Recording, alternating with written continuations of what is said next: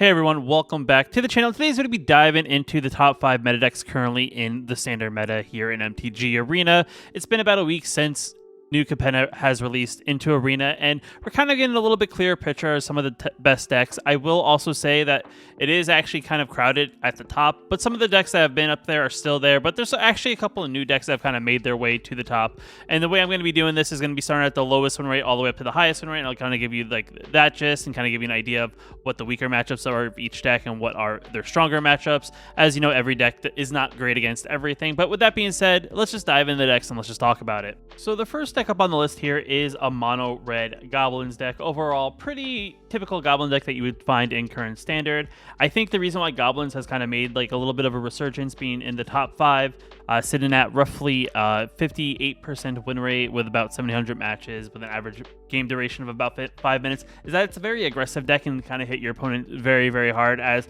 most of the deck is a very low curve overall. And it really didn't get anything new from Streets of New Capenna, with most of the cards coming from Kamigawa and back. So overall, making it also very budget friendly, making it very easy to craft, especially for newer players, I think is another reason why it's a very popular deck currently at the moment. But with that being said, looking at the deck list, we have, 4 copies of Fireblade Charger.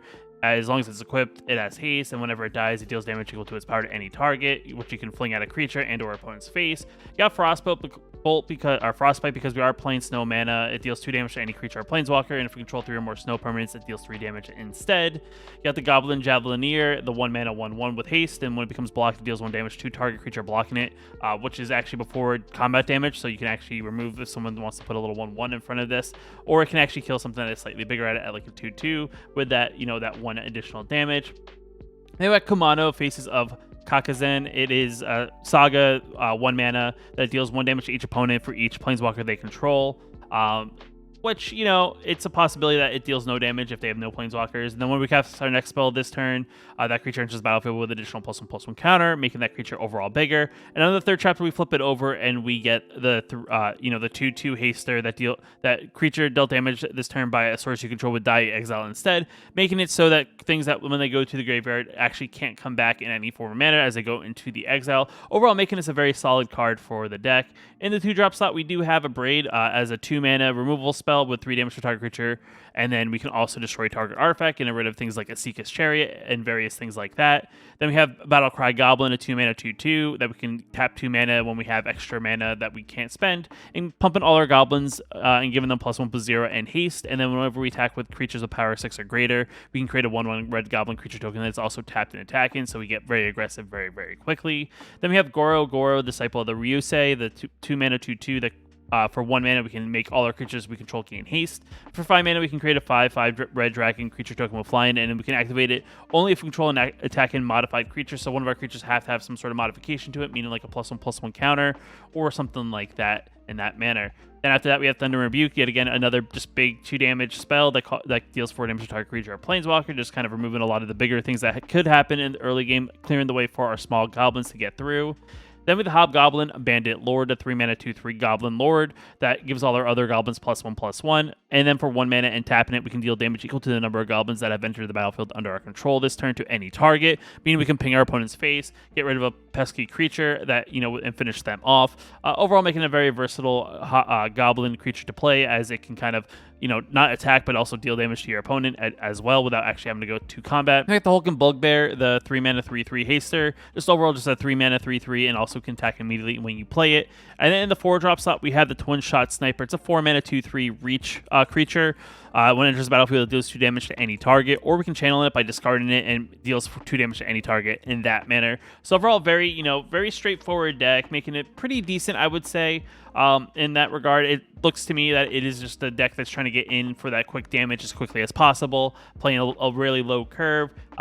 The one thing I will say that it is very susceptible to do is making it that it's probably not a good matchup against decks that would play Meathook Massacre, as long as if you don't have a bunch of Hobgoblins out, a lot of your goblins will kind of get, demolished by, a Meathook Massacre for 3 or 4, which is unfortunate, but the idea here is that we're trying to hit our opponent as quickly as possible, as hard as possible. And then the mana base isn't anything too crazy. We have 1 copy down at the Bugbear, and we have 22 snow-covered mountains, making the mana base fairly easy, very budget-friendly if you're looking to craft something like this. And I would say this is actually kind of nice. A deck that really doesn't play any rares other than the Hobgoblin and then the Goro, and then the one Den of the Bugbear. So overall, 7 rares, no mythics, and a bunch of commons and uncommons. Definitely a good deck if you're looking to get into something that is relatively good in the meta. This is definitely that deck right then and there. Now, the next deck up on the list is we have Selesnya Enchantments. And this is actually kind of surprising, as, Naya Enchantments aren't actually on the top 5 when it comes to decks overall. Selesnya is actually the deck that currently is kind of up there in the meta as being the number 4 deck overall, with a 59% win rate, which is definitely pretty good. And it's definitely one of those decks that I think, this will kind of be a shell of what it could be in the near future when certain sets rotate out, and Selesnya Enchantments will probably still stick around in some different manner. But overall, it's a pretty good deck. It does a lot. It's on the low curve side. We're not really trying to demolish our opponent by playing a bunch of big enchantments. We're really just trying to keep the curve low and just play a bunch of things that pump themselves up based upon, whenever an enchantment comes into the battlefield, and going from there. But with the first in the 1-drop slot, we have Commune with Spirits. It is a 1 mana, look at the top 4 cards of our library, reveal an enchantment card or a land card among them, put into our hand, and put the rest in the bottom of our library. So just a card that's going to help us draw that enchantment to kind of keep our creatures getting bigger. Then we have the Generous Visitor, the 1 mana 1/1, and then whenever we cast an enchantment spell, you get to put a +1/+1 counter on target creature, so either itself or another creature we may control. Definitely a very good 1-drop for an enchantment style deck. Then we have Circle of Confinement, which is a very strong enchantment against a very aggressive deck, where they may play creatures with a converted may cost 3 or less. You can exile that creature. And then whenever opponent casts a vampire spell with the same name as the exile card, you gain 2 life. I mean, this is just more so that spot removal spell. It's kind of like a portable hole, but it hits a little bit more as it goes to 3 instead of 2. But overall, pretty solid enchantment that kind of works with our deck. Then we have Machako's Reign of Truth, a 2 mana enchantment saga that for the first 2 chapters, target creature we control gets +1/+1 until end of turn for each artifact and or enchantment we control. So early on, especially if we have a bunch of little small enchantments out, we can make 1 large creature, hopefully it has trample, get in for some big damage. And on chapter 3, we can flip it over and we get a Portrait of Machako, which, we get +1/+1 for each artifact or enchantment control. So a creature that is going to be power and toughness based on the creatures and artifacts and enchantments we have out on the battlefield. Then we got Spirited Companion, a 2 mana 1/1 dog that when it enters the battlefield we draw a card. So just a little bit of that card draw to kind of keep that, that tempo going of us trying to pump out as many enchantments to get a really, really big creature pretty quickly, and then kind of steamroll over our opponent in that manner. Then we have Kami of Transcendence. It's a 2 mana 2/2 trampler that whenever we cast an enchantment spell, we get to put a +1/+1 counter on Kami. And at the beginning of our each end step, if an enchantment was put into the graveyard from the battlefield this turn, you may return Kami from the graveyard to our hand. So kind of like that creature that kind of comes back regardless of what the situation is. So if your opponent spot removal something at the end of their turn or at the end of our turn, we're going to get Kami back in that manner, which is definitely pretty awesome. And they got Rune of Might to kind of give those creatures that trample, enchant permanent, so it can enchant anything. You can enchant lands with it. You can enchant enchantments with it. It can, as long as there's a permanent on the battlefield, it can enchant it. But whenever it enters the battlefield, we get to draw a card. And as long as enchanted permanent is a creature, it gets +1/+1 and trample. As long as enchanted permanent is an equipment, the equipment has the +1/+1 and trample. So overall, very versatile card, going to help us card draw out and also give our creatures trample, allowing us to get in. Like when we make one of our creatures very, very large, get in for that big damage. Then you got Weaver of Harmony, a 2 mana 2/2 enchantment creature. Other enchantment creatures we control get +1/+1, so anything that's an enchantment creature is going to be that little bit bigger. And then for 1 mana and tapping it, we can copy targeted activated or triggered ability we control from an enchantment source. And you may choose new targets for that copy, so we can copy the Reign of Truth and give it an additional pump to a different creature, so we don't all put it on one creature. Definitely overall pretty decent card here. And we can kind of do it whenever we play the enchantment, and just pumping enchantment creatures for 2 mana is also pretty awesome.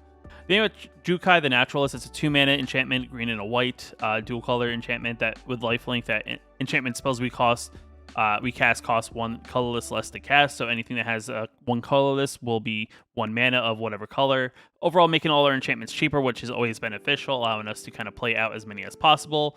And then in the 3-drop slot, we have Touch the Spirit Realm, a 3 mana enchantment that enters the battlefield, exile up to 1 artifact and or creature until it leaves the battlefield, and we can channel it and discard it, and we can exile target creature or artifact creature and return to the battlefield under its controller's control at the beginning of the next end step. So kind of like a quick little hit, something, or we can put it out permanently.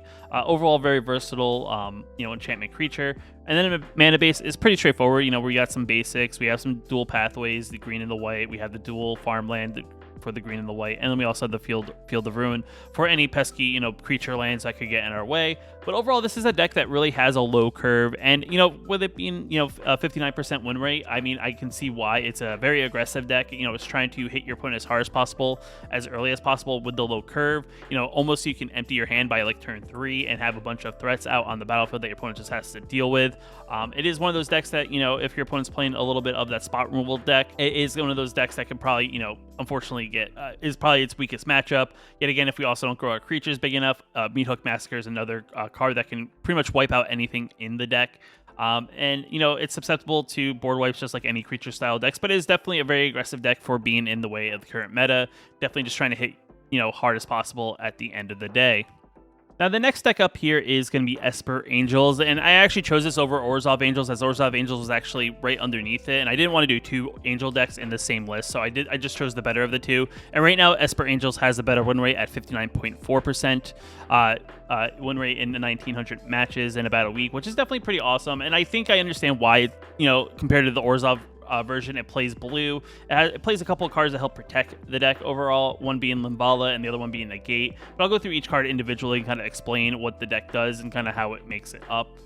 So the first card up is going to be Gidia, Font of Hope, a 2-mana 2/2 fly and vigilance. Each other angel we control enters the battlefield with an additional +1/+1 counter on it for each angel we already control, making all our angels just come into the battlefield that much bigger after this is already out. And we can make 1 white mana, and we can spend this mana to cast an angel spell, so kind of a little bit it's kind of like a Llanowar Elf effect, but it helps us with angels. So overall, a pretty decent card there, and it's a fly and vigilance, so we can attack in and then kind of use its secondary ability on the second main phase. Oh, a very good card, and I think this is kind of like the card that helps angels kind of be a thing in the current meta.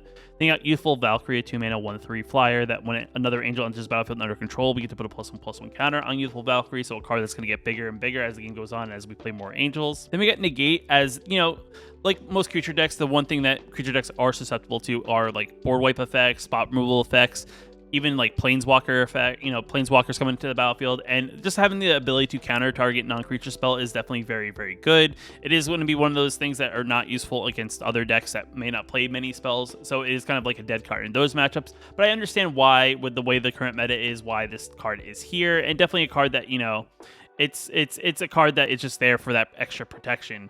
We got Vanish Inverse, as, you know, maybe the monocolored decks aren't as prominent, but there are still monocolored creatures in the 3-color decks. The 2-color decks are the other decks in the format, and the ability to just exile target monocolor permanent is always very good. It doesn't go to the graveyard, so it doesn't trigger any go to the when it dies effects. So just an overall way to just get rid of something for the game. Overall, pretty decent there. Then you got Inspiring Overseer, the 3-mana 2/1, which, you know, on paper really feels more like a limited card, but it's kind of cool to see kind of a common make its way into like a meta deck in that way. It's a 3-mana common that's 2/1 flyer.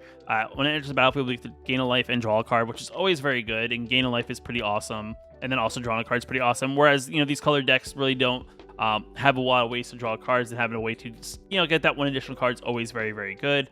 And of course, because we are playing angels, Righteous Valkyrie makes its way into the deck, a 2/4 flyer that whenever another angel or cleric enters the battlefield under our control, we gain life equal to that creature's toughness. A lot of angels just have big toughness, not a lot of power, so we're going to gain chunks of life every time we play an angel. And as long as our life total is at 27 or higher, we're going to have all our angels are going to be +2/+2, including itself. So, you know, if we can get ourselves to that pretty quickly, the game's kind of over at that point. And then after that, we have Linvala, Shield of the Seagate. It's a 3-mana 3/3 flyer. And at the beginning of our combat, each turn, it has the party effect. If we have a whole party, none of the permanent opponent controls until our next turn can't attack or block. Its activables can't be activated. We're not playing a bunch of party angels, so we're not, you know, going to be able to probably activate that ability. But it's really here for that secondary ability that it has, that we can sacrifice Linvala, give Hexproof or Indestructible. Creatures we control gain that ability until end of turn. So it gets out of like board wipes, like, you know, Wrath of God effects, and or if our opponent's trying to target anything directly, we can also give our creatures hexproof, and then they can't do that.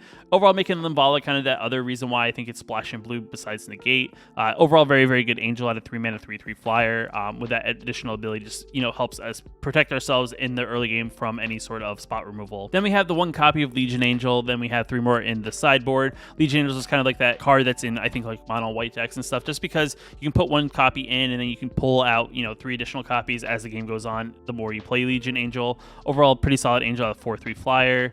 Definitely pretty awesome angel regardless. Then you have Furja's Retribution, a 4-mana enchantment that creates an angel when it first comes out with vigilance and flying. And then on our second chapter, we can tap our angels and destroy target creature with power less than this current angel's power. So all our angels get this ability. And then on the third chapter, angels we control gain double strike, which at this point, if we have this out and we get to the third chapter and our opponent doesn't really have too many ways to mitigate damage in the air, it's probably over, just because our angels will probably be big enough to get in for a big chunk of damage and kind of hit our opponent as hard as possible quickly. Then in the 5-drop slot, we have 1 copy of Elspeth, just a kind of like a versatile way to kind of, give a +1/+1 counter on target creature, and then also give it flying, first strike, lifelink, or vigilance. You can choose based on what it doesn't have. Usually you go probably vigilance first, so your creature can attack in and also be back as a blocker. If you need the life, you can always give it lifelink. And then the -3 is actually really, really good. We get to look at the top 7 cards of our library. We may put a permanent card with mana value 3 or less from among them onto the battlefield with a shield counter on it, and put the rest into our library in any random order. So essentially, other than these couple 4-drops, it's going to hit a big chunk of our deck, hopefully, which is definitely pretty awesome. And it puts a shield counter on it, meaning that unless our opponent makes us sacrifice it, they can't use direct removal and destroy target creature, as that creature is kind of saved with that shield counter. So definitely pretty awesome there. And then if we ever get to the -7, we create 5/5. We create 5 3/3 white angel creature tokens with flying. So kind of like that finisher that she has with the -7. But overall, very versatile, very good planeswalker. Coming in at 1 copy, this deck doesn't really need it to kind of make it work, but it's just definitely good to have just in case. And then we have Lisa, the Forgotten Archangel, the 5-mana 4/5 flyer lifelinker. Whenever another non-token creature we control dies, return target creature card to its owner's hand at the beginning of next end step. And if a creature an opponent control would die, exile instead. Yet again, kind of removing it from the battlefield, not to trigger any graveyard triggers. Definitely overall great angel, helps us overall protect ourselves. As most of our angels, when they die, will then go back to our hand, meaning that we can replay them regardless of what happens. So pretty awesome there. Then we have Amiria's Call, yet again, as a land source, as well as, if we get to that late game, we have a bunch of mana, we can create the 2 4/4 white angel creature tokens, and then non-angel creatures we control gain indestructible end of turn, which I think is kind of interesting as you think about it, right? Most of our creatures are angels, so that secondary ability really doesn't happen. It's just a card that makes angels, and also can be a land is kind of really what we're using it for, as all our angels won't really gain indestructible based with this card. But yet again, still a good 7-drop that gives you 2 creatures that have flying overall. Then we have in the mana base Ganjo, 3 plains, 1 swamp. We have 3 of the blue-white duels, 4 of the blue-white duels, 4 of the blue-white pathways, I should say, 4 of the black-white pathways, 4 copies of the white-black dual land. We have 2 snarls and 3 of the secluded courtyard, which is a land that produces when it comes to the battlefield, we choose a creature type, and we can spend this mana to cast creatures of that chosen type, or activate abilities of a creature that card of that chosen type. So just a land that kind of can be a color based on whatever angels we have. You're going to name angel, of course, because we are playing angels in this deck. But yet again, a very cool angel deck that looks like it's pretty awesome because it splashes the 3 colors. Definitely a pretty good deck to look out for in the meta, or to play if you're into something like this, like Angel Tribal. Now, the next 2 decks up on the list actually are decks that you've probably already seen in some form or manner, and they really haven't moved, but it is going to be Naya Humans, coming in at about 59.7%, so slightly above Angels, but yet again, it's still at the top of the meta as a whole. We are playing Naya colors to kind of splash in a couple key cards that make pretty much the mono white cards just that much better in a way. One, we're playing Sigarda as a way to pump all our human creatures. We got Helena and Elena partners, pumping a creature we control, giving it haste based on Elena's power. And then we also have Minsk here, just a way to kind of give target creature base power and toughness XX, where it becomes a giant into addition to other types. So just kind of making a way to pump, and we also get a hamster token out of it. So just, a very versatile style deck. But in the 1-drop slot, of course, we have Hopeful Initiate. It's a 1/2 for 1 mana that for 3 mana, we can remove 2 +1/+1 counters from creatures we control, and we destroy target artifact or enchantment. We have Intrepid Adversary, 4 copies, 2 mana, 3/1 with lifelink, and when it enters the battlefield, we can pay 2 mana as many times as possible, and we can put that many Valor counters on Adversary, and creatures we control get +1/+1 for each Valor counter on Adversary. So depending on what state of the game is, you may put 1, you may put 2, maybe even 3 counters on a creature. Luminarch Aspirant as a way to put a +1/+1 counter on target creature we control at the beginning of our upkeep, kind of helping us get to this ability and kind of pump our creatures up to get them bigger in the early game. We got Thalia to kind of stall the decks that may play maybe a lot of non-creature spells, making them cost 1 more to play. Also has First Strike, which makes it a great blocker. Definitely a great candidate to put Luminarch counters on if you're looking to kind of chump block things, as First Strike is definitely a great way to get around that. Then we have Valorous Stance as a way to kind of protect our creatures, our protected creature we control in particular, if we want to give it indestructible, or if our opponent plays a big creature with toughness 4 or greater, we can just target it with this, and it's a spot removal spell in that way.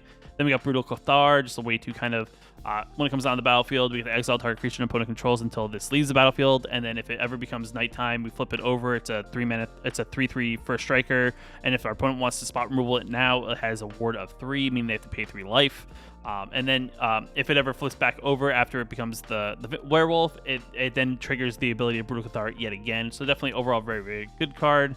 Elite Spellbinder, a card that is gonna hit your opponent's hand. You get to look at it, maybe take their, if you're on the play, you'd be able to take maybe their 3-drop that they're gonna play on their third turn, and actually make it cost that 2 additional, which maybe ruin their turn. But overall, very, very strong card in the deck. You got Adeline here, 3 mana, X4, meaning that it's power and toughness that you get to the creatures we control, and then whenever we attack for each opponent, we can create a 1/1 white human creature token tapped and attacking a player or planeswalker that controls, so just making more creatures to overwhelm our opponent that way. Minsc is here just to kind of create the ability to make things better. If we have open mana, we can always tap that X and give target creature base power and toughness equal to whatever we tap for X. So overall, very, very strong there. And we get a 1/1 Trample Haste token out of it with Boo. Helena Partners, 4 mana, 2/3 First Strike Reach. At the beginning of our combat, you're on our turn.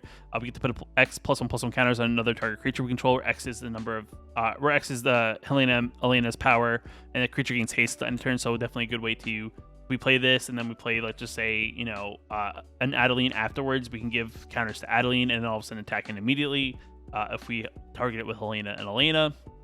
Then we got Sigarda, Champion of the Light, a 4 mana 4/4 fly and trample, pumps all our humans that we control in the deck, and then whenever it attacks, if we control 3 or more creatures with different powers, you get to look at top 5 cards of our library. You can reveal a human creature card among them, put it into our hand, and put the rest on the bottom of our library in any random order, meaning that we can dig into our library and look for any more cards as we kind of keep our tempo going that way. And then we are playing 3 colors, and our mana base is 4 Cave of the Forgottens, 2 plains. We have 4 copies of the green-red pathways. We have 1 Rockfall Vale, 4 copies of the white-red pathways, 1 Showdown Pass, 4 copies of the white-green pathways, and 4 copies of the Ogoron Farmland. Mostly the mana base is curved towards white with a splash of the other colors. That's why it seems like there's certain cards that we only have X amount of copies of. But overall, the deck is essentially like a break of mono white, but actually throws in the Naya colors to kind of get these other creatures. And this deck doesn't have a sideboard, so we're not playing any learn cards or anything like that. But overall, very, very strong deck, and I can definitely see why, as there's a lot of cards that are just creatures that answer a lot of things, as it's like a spell built into a creature, which is makes this and the next deck, which is mono white, pretty competitive overall against the whole meta. And the last deck up on the list is going to be that MonoWhiteAggro. Yet again, it is very similar to the deck we just looked at with a couple different things. We're not focusing on humans, but yet again, this is kind of trying to penalize, it's probably the most aggressive aggro deck currently in the format. We have the 4 copies of the Hopeful Initiate as a 1/2 training creature that we can remove 2 counters from creatures we control and destroy target artifact or enchantment. We got Portable Hole for that little bit of that spot removal. Just like the other enchantment, this is a 1 mana enchantment that removes target creature or non-land permanent a creature our opponent controls with mana value 2 or less instead of 3 or less. So that's definitely where the difference is there, but overall definitely a very strong artifact enchantment. And then we have Usher of the Fallen, a 1 mana 2/1, definitely a strong creature. Just by itself, for 1 mana you get a 2/1, and then also you can tap 2 mana if you have nothing really else to do with mana you have, and boast and create a 1/1 human creature token, so getting wide that way. Intrepid Adversary, just like the last deck, you play this, if you have extra mana open, for every 2 you pay, it gets that many Valor counters on it, and creatures we control get +1/+1 for each Valor counter on it. Luminarch Aspirant, 2 mana 1/1. At the beginning of our combat, we get to put up that many. We get to put a +1/+1 counter to our creature we control, just making our creatures that much bigger. And Sun Gold Sentinel, 2 mana 3/2. Whenever it enters the battlefield or attacks, we have to exile up to 1 target card from graveyard, which is definitely good against things that for opponents trying to recur things from the graveyard. For 2 mana, if you have the Coven, you can choose a color. Gold Sentinel gains hexproof from a color until end of turn and can't be blocked by creatures of the color that turn. So essentially giving it like protection from a color, and activate only if you control 3 or more creatures with different powers. So definitely a possibility, as we do have a lot of versatility in creature power in our deck. Thalia to tax non-creature spells that our opponents may try to play against us, like spot removal and things like that. Brutal Cathar, yet again, here to just kind of remove creatures that may be in our way from us attacking, and it can flip when it goes night and day. Elite Spellbinder attacks cards in our opponent's hand. Overall, very, very strong card in general. Then we have Redain, God of the Worthy, a 3-mana 2/3, Flying Vigilance. Snowlands, our opponent's control enter the battlefield tapped, and non-creature spells our opponents cast with mana value 4 or greater costs 2 more to cast. So it actually makes Meathook Massacre actually more expensive. So definitely pretty cool there if they try to do it for more than 2. And then we can also play the reverse side, which is a 4 mana. If a source an opponent control would do the damage to a permanent we control, prevent 1 of that damage. And whenever another permanent you control becomes target of a spell or ability, and opponent controls, counter that spell or ability unless that controller pays 1. So essentially, the secondary ability gives our creatures a ward of 1, which is definitely pretty awesome and something that your opponent may not realize when they actually cast it. Of course, we have Adeline, as it is just a strong card in this deck. It has X power and 4 toughness, and has vigilance. And every time we attack, we'll get a 1/1 human creature token attacking target creature or player, or planeswalker or player. Skyclave Apparition makes the deck with a 3 mana 2/2. It can target exile target non-land permanent, non-token permanent you don't control with mana value 4 or less, and when it dies, your opponent will get a creature based on that converted mana cost of the thing you exiled with it. But overall, very, very strong card for 3 mana. And then, of course, we have Legionnaire at 1 copy, here a 4/3 flyer, and having 3 of them in our sideboard to get in the later game, just kind of refilling and restocking the board every time we play one. And then the mana base, we have 3 Cave of the Forgotten Dragons, and then we have 20 Snow-Covered Plains. And you don't really need the Snow-Covered Plains. You can just play regular mana.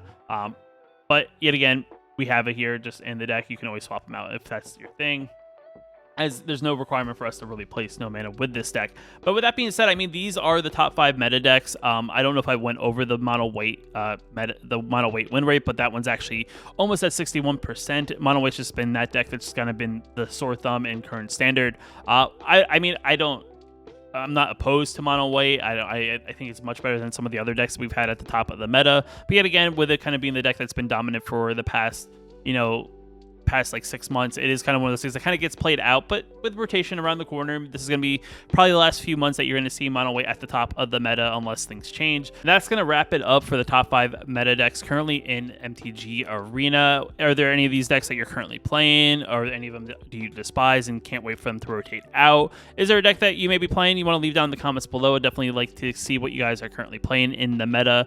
If you like the video, hit that like button. It definitely helps out a lot. If you're new here and want to post new videos on the channel, hit that subscribe button. It puts a +1/+1 counter here on the channel, and I'll see you in the next video.